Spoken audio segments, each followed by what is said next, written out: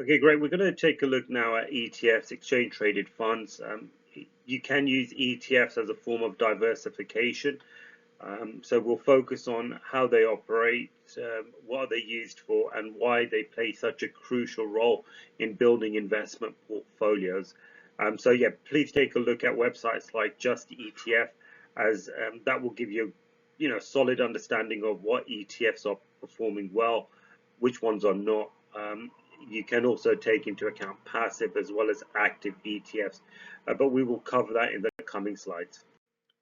Okay, now we're going to take a look at ETFs, exchange traded funds. In essence, they are designed to track the performance of a specific index, a commodity, it could be currencies, or there could be a fund which is fully diversified with multiple different assets such as equities, bonds, and currencies. In essence, it's just a way for investors to gain exposure either to a diversified portfolio or exposure into areas they don't traditionally invest in. That could be within currencies, it could be within commodities, as well as could be within emerging markets, for example. So just to break down an ETF that bit further, an ETF is in essence like a fund, a mutual fund, where investors would pool their money together and there would be a fund manager to run the overall fund. That fund may be designed to purely track the S&P. In that case, the funds within the capital within the fund will be used to purchase the shares within the S&P. So if the S&P goes up, the ETF index tracker also tends to go up. You can have a gold-based ETF where the capital that's within the fund will be purely invested either in physical gold or gold companies. And as well as having emerging market ones. As mentioned earlier, there is diversified ETFs as well. So you can have a fund manager which will look to maybe have an active approach to the fund where they're looking for capital appreciation and growth. So that fund manager may have a combination of high beta stocks within his fund. He may also have a combination of small cap stocks, innovative stocks, so that if the market does rally, that ETF will perform very well.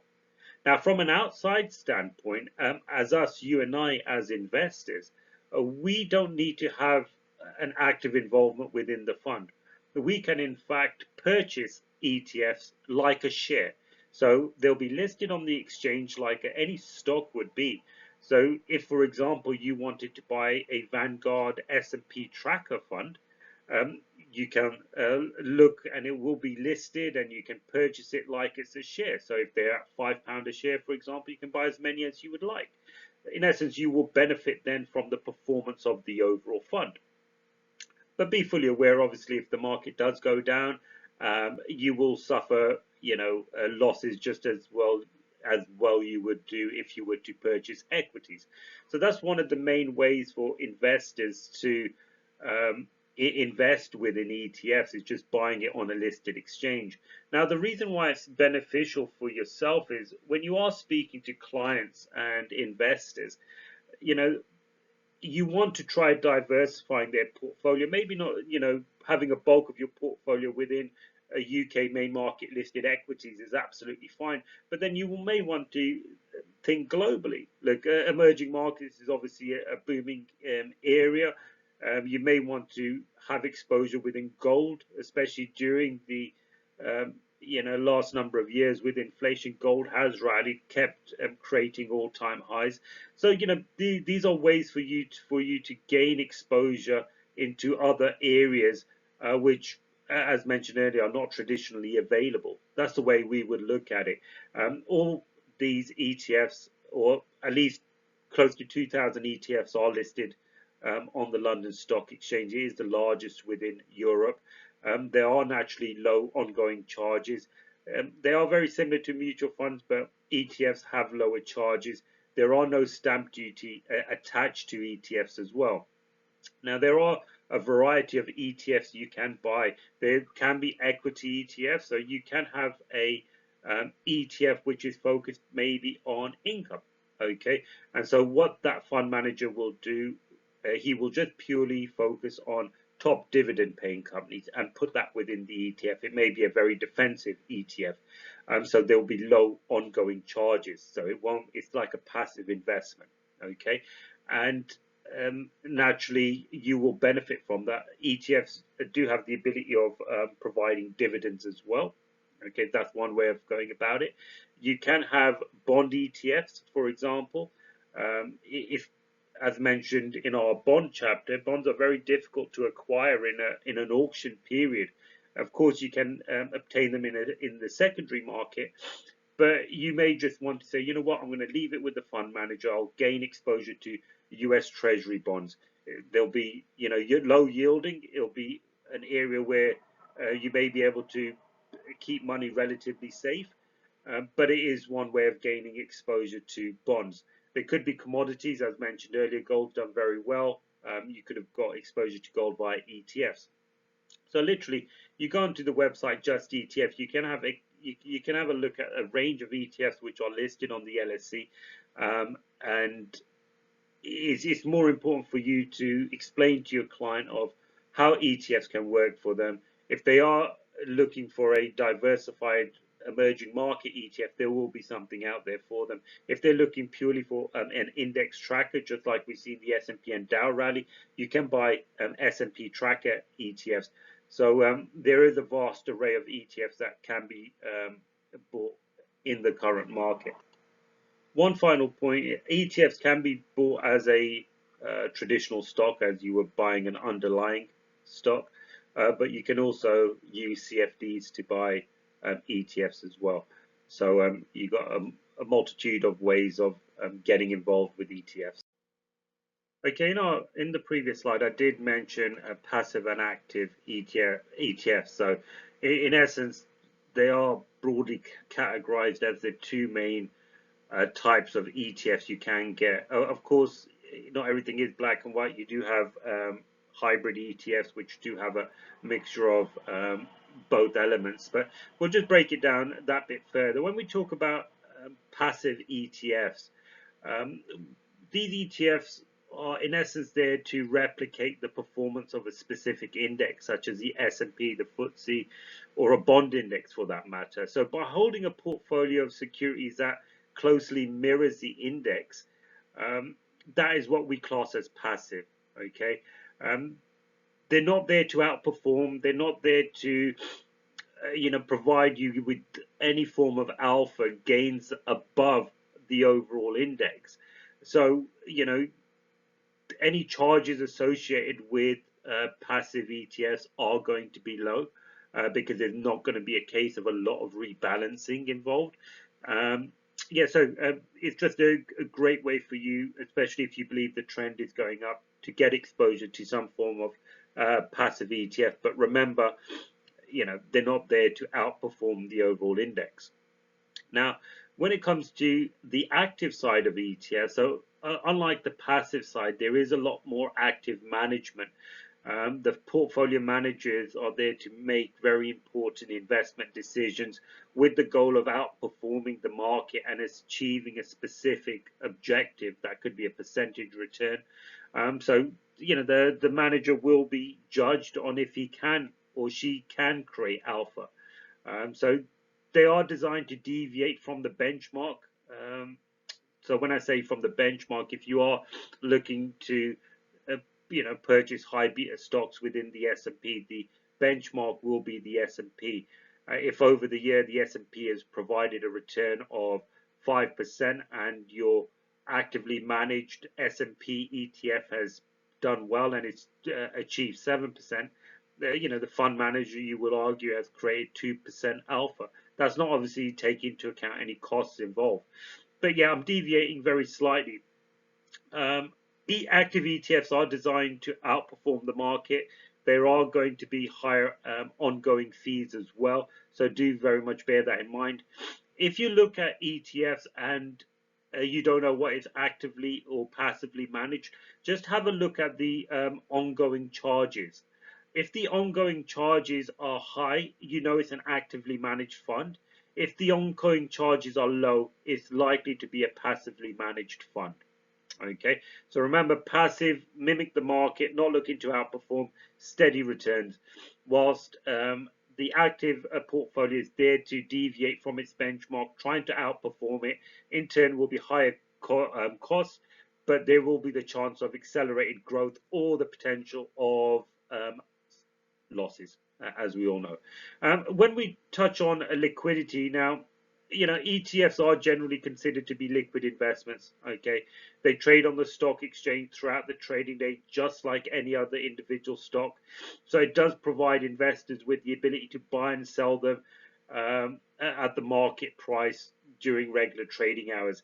Now, liquidity will be provided due to the fact that it is exchange traded. Market makers do provide that extra liquidity by having them available for, uh, you know, going long or going short. They do provide the bid and offer spread, and you've got a diverse investor base. You've got investors which are retail investors, institutional, international investors. So everyone tends to get involved in ETFs, which does contribute to the overall liquidity, which is important to yourself and for investors, knowing that they can get in and out of something whenever they like. Okay, great. Now we're going to take a look at various examples of passive and active ETFs. Remember, these are just purely examples. Don't take it as a form of advice, as there are multiple examples and multiple ETFs out there for you to review. So the first two we're going to focus on the passive side is going to be the SPDR S&P 500 ETF. It's run by State Street Global. The aim is to provide investors with exposure to the overall performance of the US stock market. So you're in essence holding a portfolio of stock that mirrors the composition of the S&P 500. Then followed that is the iShares Core S&P 500. This one is actually managed by BlackRock. Okay, and again, it just offers investors a convenient way to invest in a diversified portfolio of US stocks at a very relatively low expense ratio, as there's not a lot of rebalancing going on. With the Vanguard Total International Stock ETF, this ETF is managed by Vanguard by way of its name. The aim is to track the performance of global stocks outside of the US. So that takes into account both developed and emerging markets around the world. So it's a way of gaining a exposure to a diverse range of international equities, complementing any US holdings that you may have. So you may already have a US stock portfolio, but now you want international exposure. This is one of the ways you can go about it. Okay, the final one we're going to look at is going to be the iShares Russell 2000 ETF. It's designed to track the performance of the Russell 2000 index. It's managed by BlackRock. The Russell 2000 index, we haven't touched upon it, but it is a widely followed benchmark index which represent predominantly small cap stocks in the US. Okay, the aim is to provide investors with exposure to smaller companies with market capitalizations that fall within a certain range. So these are not large cap stocks, these are small cap stocks. So it's just a way of getting involved in stocks which can provide a higher growth potential, but be fully aware there will be higher volatility compared to the larger cap stocks you will be looking at. Well, from the actively managed side, we're going to focus firstly on ARC Innovations. Okay, they are an actively managed ETF, and it focuses predominantly on investing in companies that are expected to benefit from, disruptive innovation across various sectors, predominantly within tech, healthcare, as well as fintech. So the aim is to provide investors with exposure to innovative companies that are driving transformative change in their select industry. So the portfolio manager will be actively researching, selecting stocks based on their potential for innovation as well as growth. Okay, with a T. Rowe Price Blue Chip Growth ETF, in essence, is managed by T. Rowe Price, and the aim is to provide long-term capital growth by investing primarily in large cap growth stocks. So the fund typically invests in well-established companies with strong growth prospects, as well as having a competitive advantage over its peers within the same sector. So the aim is to track the performance of a blue chip market. So it could be having a S&P benchmark, it could have a FTSE 100 benchmark, as that's what tends to encompass the largest cap growth stocks within those respective fields.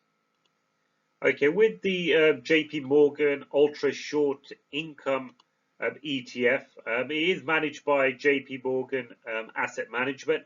Um, Again, it invests primarily in diversified portfolio of investment grade, short-term fixed income securities, which does include government bonds, corporate bonds, and any form of asset-backed securities.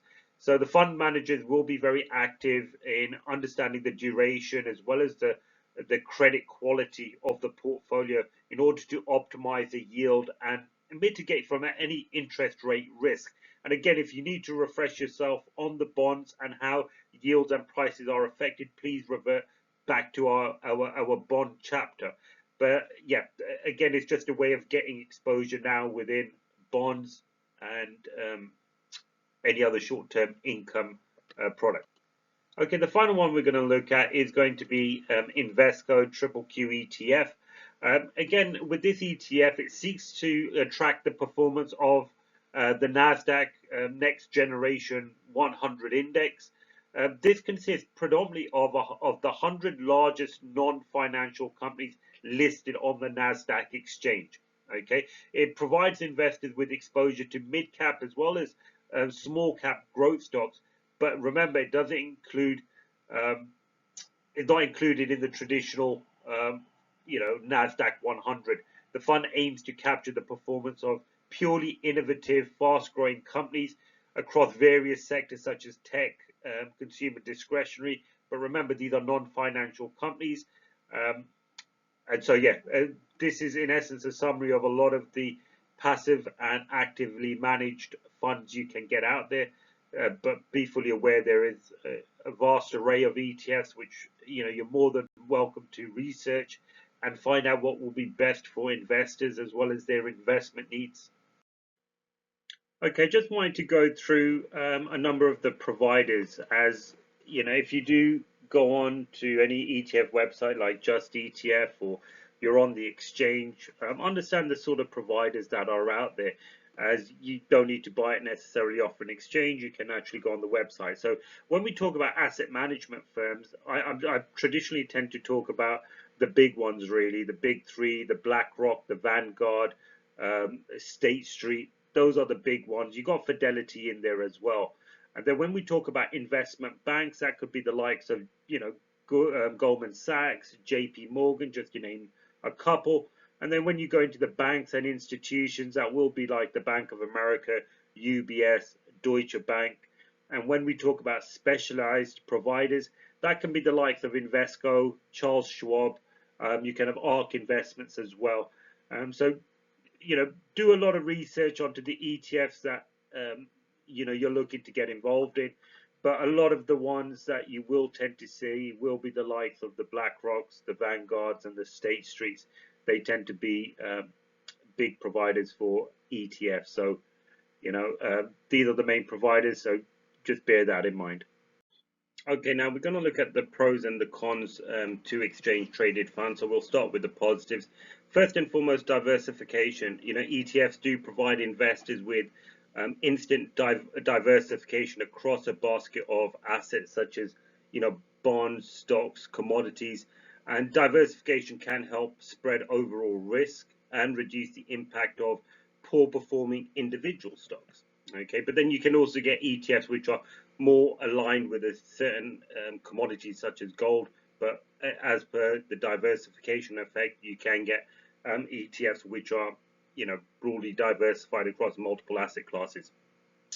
Now, when it comes to liquidity, ETFs trade on a stock exchange throughout a trading day. So this allows investors to buy and sell shares at the current market price. So this liquidity does provide a lot of flexibility and the ability to enter or exit positions quickly. A lot of ETFs will have low expense ratios, so compared to actively managed funds, um, which will demand a lot more rebalancing, a lot more involvement of the fund manager. So the fees naturally attached with those ETFs will be higher. But with a lot of the passively managed funds, which you will find, listed, they will have very low ongoing expense ratios. Now, when it comes to flexibility, ETFs can be bought or sold at any time during market hours. So it does provide investors with the flexibility to quickly react to any form of market movements or a change in their overall investment strategy. Now, transparency is a key element. ETFs disclose their holdings on a daily basis, so allowing investors to see the specific assets, the stocks that are held in the fund is important. Um, you know, One of the key reasons, and we'll come on to the negative side, is the fact you don't want to be duplicating or overlapping holdings. There's no point having an individual stock of Barclays and you've also now got Barclays within an ETF. It doesn't work very much in your favor. When it comes to dividend reinvestment, many ETFs distribute dividends earned from the underlying asset to investors. But investors do have the option to reinvest their dividends automatically in order to purchase additional shares of that ETF. So that will potentially enhance the long-term returns through the effect of compounding. Now we're going to look at the cons and the negative side of ETFs. There's not many, okay, but we have to list the other side as always. The first one we mentioned is market price to net asset value.